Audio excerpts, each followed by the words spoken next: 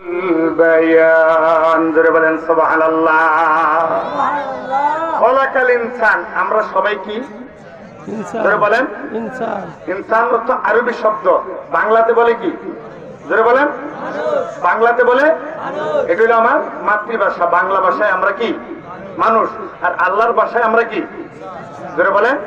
নবীজির ভাষায় আমরা কি ইনসান, আর আমাদের মাতৃভাষায় আমরা মানুষ।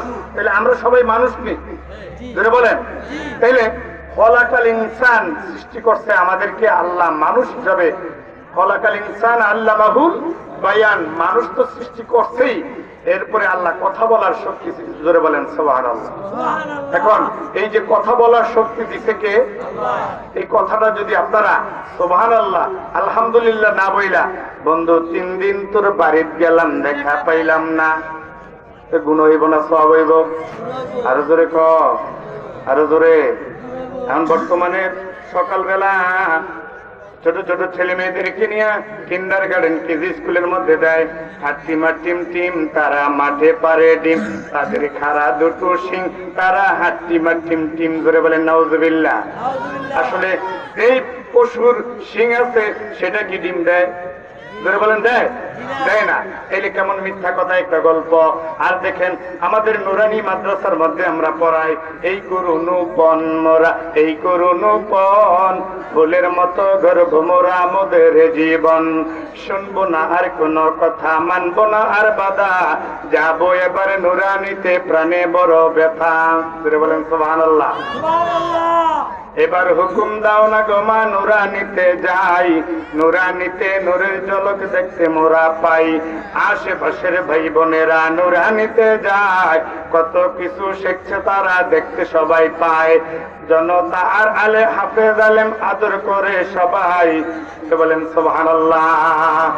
আমার বন্ধুরা, আমার ইসলামী শিক্ষায় যদি আপনার সন্তানকে শিক্ষিত করেন, তাহলে আপনার সন্তান মাহফিলের নামে বিরাট আয়োজন করবে, আল্লাহর রাস্তে খরচ করবে, আর নেতা মানবে একজনকে, তিনি হলো মুহাম্মদুর রাসূলুল্লাহ সাল্লাল্লাহু আলাইহি সাল্লামকে। আর আপনার সন্তানকে যদি ডিজিটাল শিক্ষায় শিক্ষিত করেন, আপনার সন্তান কি করবে? আপনার সন্তান দুনিয়ার জমিনে অশান্তি সৃষ্টি করবে। আমার ভাই তোমার ভাই, অমুক ভাই তমুক ভাই, অমুক ভাইয়ের চরিত্র ফুলের মতো পবিত্র, নামাজ পড়ে না এক ওয়াক্ত, গাঞ্জা খায় 3 ওয়াক্ত, আছে না না? জোরে কয় না, আছে না নাই? মধুদিওয়ালা গাঞ্জুটিওয়ালা, মধুদিওয়ালা গাঞ্জুটিওয়ালা, চোখ দেখিলে চিনা যায়, হায় হায় চোখ দেখিলে চিনা যায়, ঠিক কিনা বলে? আরে মধুদিওয়ালা গাঞ্জুটিওয়ালা, মধুদিওয়ালা গাঞ্জুটিওয়ালা, চোখ দেখিলে চিনা যায়, বলো চোখ দেখিলে চিনা যায়। আল্লাহওয়ালা দিলওয়ালা, এ ভাইরা বলেন, একটু বলেন তো। আল্লাহওয়ালা দিলওয়ালা, দেখলে তাহারে চিনা যায়, বলো দেখলে তারে চিনা যায়। মক্কাওয়ালা মদিনাওয়ালা, বলো মক্কাওয়ালা মদিনাওয়ালা, নবীর পাগল বানায়ো, কাবার পাগল বানায়ো, জোরে রওজা নসিব কোরায়, বলো রওজা নসিব কোরায়, জোরে বলেন আমিন। আমার এই যে কোরআনের শিক্ষায় শিক্ষিত, আমার বাবা আমাকে নিয়ত করে মাদ্রাসায় পড়াইছে, অত বড় আলেম বানানোর জন্য নয়, বক্তা হওয়ার জন্য নয়। আমার বাবার একটা নিয়ত ছিল, আমার ছেলেটা যেন জানাজা পড়াইতে পারে আমার মৃত্যুর পরে, ধরে বলেন আলহামদুলিল্লাহ। আজ থেকে 18 বছর পূর্বে আমার বাবা ইন্তেকাল করেছে। আমি যখন 3 বার সূরা ইয়াসিন তেলাওয়াত করেছি, 4র্থবারের অর্ধেক হয়েছে। সূরা ইয়াসিন 3 বার পরিপূর্ণ তেলাওয়াত করার পরে, 4র্থবারের অর্ধেক করার পরে আমার বাবার ইন্তেকাল হয়েছে। ইন্না লিল্লাহি ওয়া ইন্না ইলাইহি রাজিউন। আমার বাবার গোসল আমার নিজের হাতে দিয়েছি, আমার বাবার জানাজা আমি পড়ে আছি। আমার বাবার মনের আশা পূরণ হয়েছে কি হয় না? আমার একটি ছেলেকে মাদ্রাসায় পড়ান, একটি ছেলেকে আলেম বানান, আপনার ছেলেকে কুলাঙ্গার বানায়েন না। এই অনেক ভালোবাসার বিনিময়ে আমরা কোরআন পেয়েছি, ঠিক কিনা বলেন? অনেককে ভালোবেসে আমাদের দেশে কয় কি, পেয়েছি তোমায়, কয়নি কয়নি কয়নি। এটা কার গান? কার গান? একজনে কয় শেখ হাসিনার গান। শেখ হাসিনা গান গায় না, আমাদের প্রধানমন্ত্রী রাত্রে উঠে তাহাজ্জুদ করে, বলেন আলহামদুলিল্লাহ। এরপরে ফজরের সালাত আদায় কইরা এরপরে কোরআন শরীফ তেলাওয়াত করে, এরপরে একটু রেস্ট নেয়, উপরে উঠে নাস্তা করে, তারপরে তিনি অফিসে যায়, ওনার প্রধানমন্ত্রী দপ্তরে যায়, বলেন আলহামদুলিল্লাহ। এখন আমাদের দেশের কিছু গায়করা গান গাইছে, কি গাইছে? অনেকে ভালোবেসে কি কর পেয়েছি তোমায়, নাউজুবিল্লাহ। আর আমরা বলি, আমি লিখেছি, অনেকে ভালোবেসে পড়েছি কোরআন। আমার সাথে বলতে পারবেন কোরআনকে ভালোবাসেন আপনারা? কে কে ভালোবাসেন হাত উঠিয়ে দেখেন তো, এবার বলেন তো আমার সাথে, বলেন অনেকে ভালোবেসে পড়েছি কোরআন, অনেক ভালোবেসে পড়েছি কোরআন। কোরআন মোদের মাথার মুকুট, কোরআন মোদের মাথার মুকুট, কোরআন মোদের সংবিধান। অনেকে ভালোবেসে পড়েছি কোরআন, জোরে অনেকে ভালোবেসে পড়েছি কোরআন। কোরআন হলো আল্লাহর দান। কার দান কোরআন? কোরআন হলো আল্লাহর দান, নূর নবীজির অবদান। অনেকে ভালোবেসে পড়েছি কোরআন, জোরে অনেকে ভালোবেসে শিখেছি কোরআন, জোরে বলেন মারহাবা। কোরআন তো মিথ্যা নয়, কোরআন তো ছলনা নয়, ঠিক কিনা? কোরআনের মধ্যে কোনো মিথ্যা আছে? ছলনা আছে?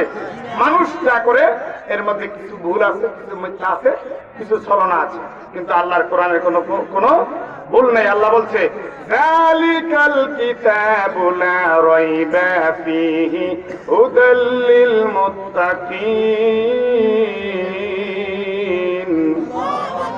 আল্লাহ বলেন, কোরআন তো মিথ্যা নয়, কোরআন তো ছলনা নয়, কোরআনের পথে রবে যারা, হবেই তো তাদের জয়, এটাই তো তার পরিচয়, ঠিক কিনা? কোরআনের পথে রবে যারা, জোরে বলেন, কোরআনের পথে রবে যারা, হবেই তো তাদের জয়, এটাই তো তার পরিচয়, এটাই তো তার পরিচয়। কোরআন তো মিথ্যা নয়, কোরআন তো ছলনা নয়, মরলে শহীদ বাঁচলে গাজী, মরলে শহীদ বাঁচলে গাজী, এটাই তো তার পরিচয়। কোরআন তো ছলনা নয়, কোরআন তো মিথ্যা নয়, কোরআন তো ছলনা নয়, জোরে বলেন আল্লাহু আকবার। আমার ভাইরা, আলোচনার শেষ প্রান্তে আমি একটি শেষ কথা বলতে চাই। জাফর ইবনে তৈয়ার যখন কোরআন তেলাওয়াত দ্বিতীয়বার করলেন, সূরা আর রহমান থেকে তেলাওয়াত করলেন, হিন্দুস্তান ওই আবিসিনিয়ার বাদশা হোসেন নাজ্জাশী কান্তি কান্তি হয়রান পেরেশান হয়ে গেলে একটা চিৎকার দিয়ে ডাক দিয়ে বললেন, রে জাফর, বন্ধ করো তোমার তেলাওয়াত, আমি আর সইতে পারি না। রে জাফর, আমার দেশের মানুষকে কালেমার দাওয়াত দেওয়ার আগে আমাকে আগে পড়ে দাও লা ইলাহা, আরো জোরে লা ইলাহা, মাশাআল্লাহ লা ইলাহা, আরো জোরে লা ইলাহা, মারহাবা লা ইলাহা, লা ইলাহা ইল্লাল্লাহু মুহাম্মাদুর রাসূলুল্লাহ সাল্লাল্লাহু আলাইহি ওয়াসাল্লাম। প্রাণের বাবারা, বন্ধুরা, কবির মনোযোগ, এই আবিসিনিয়ার বাদশা হোসেন নাজ্জাশী জাফর ইবনে তৈয়ারের কাছ থেকে কোরআন তেলাওয়াত শুনে খ্রিস্টান বাদশা আল্লাহর কোরআনের ছায়াতলে চলে এসে মুসলিম হয়ে গেল। জোরে জোরে বলেন সুবহানাল্লাহ। এবার আমরা বলেন, আমরা কি এখানে কেউ খ্রিস্টান আছেননি? জোরে বলেন আছেন? যারা কোরআনের মহাব্বত আছে, আলেম ওলামার মহাব্বত আছে, ভালোবাসা আছে, তারাই গভীর রজনী পর্যন্ত এখানে বসে আছেন। নিশ্চয়ই আপনাদের ভালোবাসা কোরআনের প্রতি আছে। আমার ভালোবাসার জন্য আপনারা আসেন নাই, আপনারা কোরআনের ভালোবাসার জন্য আসছেন, আল্লাহর হাবিবের ভালোবাসার জন্য আসছেন, আল্লাহর বন্ধুর ভালোবাসার জন্য আসছেন, ঠিক কিনা বলে? তাইলে আজকের এই ভালোবাসা যদি রব্বুল আলামিন কবুল করে, তাইলে নাজাতের ব্যবস্থা হইতে পারে কি পারে না? ধরে বলেন, পারে কি পারে না? এই বিশ্বাস আছে কার কার? হাতগুলো উঁচু করে আল্লাহকে দেখেন তো, একটু শেষ পেশ একটা তাকবীর দেন, নারে তাকবীর। নাও এই আওয়াজে মুনাজাত দিতাম, নাও তো পরে দেমতে একটু জোরে বলতে হবে, নারে তাকবীর, নারে রিসালাত, আল কোরআনের আলো, আল হাদিসের আলো। আজকের মাহফিল কবুল হোক, কবুল হোক, সকালে বলেন আমিন। প্রিয় ভাইরা, আপনারা জানেন এই মাহফিল 28তম বৎসর চলছে। তো আমি প্রথমেই বলছিলাম এই মাহফিল হওয়ার কথা ছিল কয়বার? ধরে বলেন, একবার। এবার চলছে কয়বার? 28 বার। শুধু 28 বার না, আমার বাড়িতে আপনারা যারা আশেপাশের মানুষ আছেন, যারা আমাকে মহব্বত করেন, ভালোবাসেন, আমার জন্য দোয়া করেন, আমার গ্রামের অনেক মা বোনেরা আজকে কয়েকদিন রোজা রাখতেছে যে এই মাহফিলকে বন্ধ করে দেওয়ার জন্য অনেক চক্রান্ত ষড়যন্ত্র করা হয়েছে।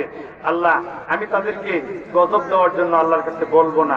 মুসলমান হিসাবে আমার দায়িত্ব তাদের জন্য দোয়া করা, আল্লাহ যেন ওদেরকে হেদায়েত করে, সকলে বলেন আমিন।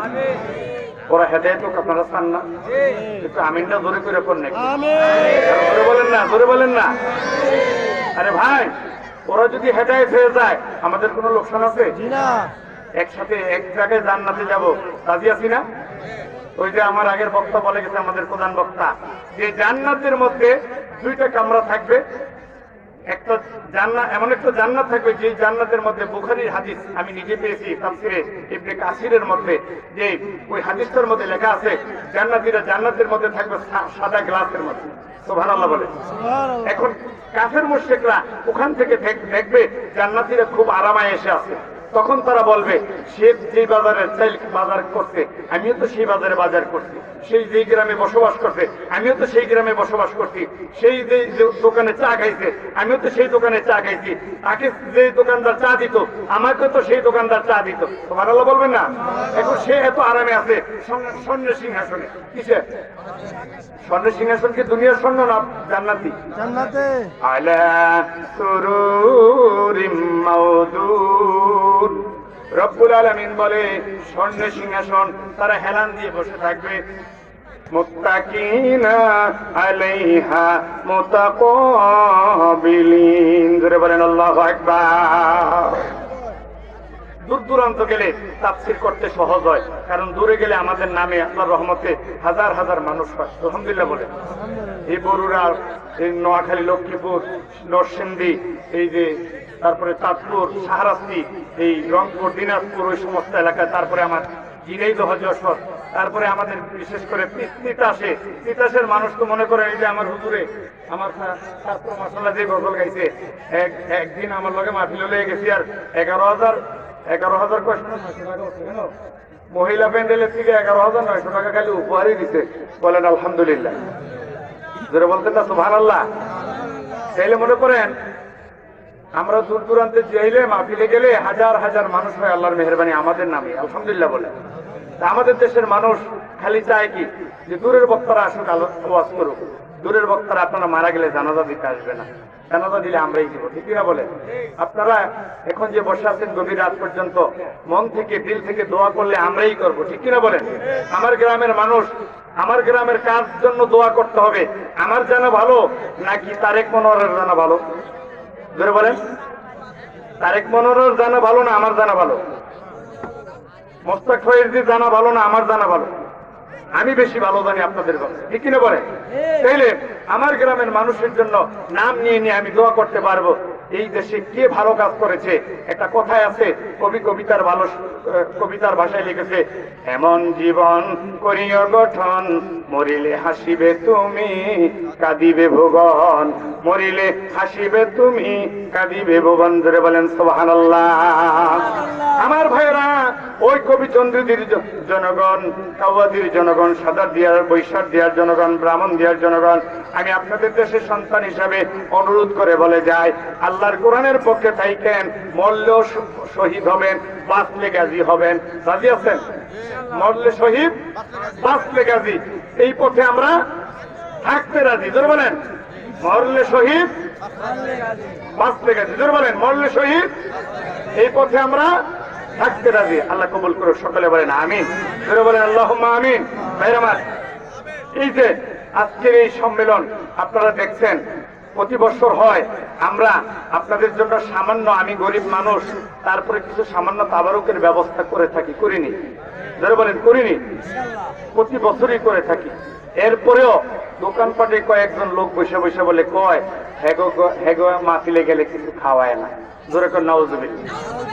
তো এটাকে আমি সান্ত্বনা দিই আমার মনটাকে। আমাদের দেশের সবচেয়ে ধনী মানুষটার নাম কি আপনারা বলতে পারবেন? বলতে পারবেন? আমাদের দেশের সবচেয়ে বড় ধনী মানুষটার নাম হইল বশিরুল আলম মিয়াজি। চিনেন না? বশিরুল আলম মিয়াজি 15,000 শাড়ি, 15,000 লুঙ্গি প্রত্যেক রমজান মাসে দিত। তারপরে টাকা যে কত লাখ দিচ্ছে এটা আল্লাহই জানে, ঠিক কিনা বলেন? আমি বলতে পারবো না, ওনারটা উনি বলতে পারবো। দাউদকান্দি থানার এমন কোন মসজিদ, মাদ্রাসা, কবরস্থান, ঈদগাহ নাই বশির মিয়াজির টাকা নাই। এরপরেও বশির মিয়াজির নির্বাচনে পাশ করাইছে ওই দেশের মানুষের কয় না, পাশ করাইছে। তা আমি দুঃখ পাওয়ার কি আছে? আমি এক প্যাকেট তাবারুক খাওয়াই এটা দুঃখ পাওয়ার কি আছে? কথা বুঝেন না? মানুষ বলতেই পারে, ঠিক কিনা? তাই নিয়ে আমি দুঃখ করি না। তবে একটু কথা বলি আপনাদেরকে, হাত জোর করে অনুরোধ করি। আমি আপনাদেরকে অনুরোধ করব, যে কৃতজ্ঞ সে হচ্ছে মুমিন। যে কৃতজ্ঞ সে হচ্ছে মুমিন, যার কৃতজ্ঞতা নাই সে কাফের। ধরে বলেন নাউজুবিল্লাহ। আল্লাহ তাআলা আমাদের দেশের নেতা নেত্রীদেরকে হেদায়েত দান করুক এবং মিলেমিশে চলার তৌফিক দান করুক। সকলে বলেন আমিন। আজকের এই মাহফিলকে আল্লাহ কবুল করুক। সকলে বলেন আমিন। পবিত্র ঈদ মিলাদুন নবী সাল্লাল্লাহু আলাইহি সাল্লাম তথা সর্বপ্রথম হযরত বরফিল আব্দুল কাদের জিলানীর স্মরণের এই মাহফিল, সাথে আমি যেহেতু জৌনপুরের খলিফা, সেই হিসাবে আমাদের পীরে তরিকত আল্লামা শাহ কারামত আলী জৌনপুরী রহমতুল্লাহ আলাইহির স্মরণের আজকের এই মাহফিল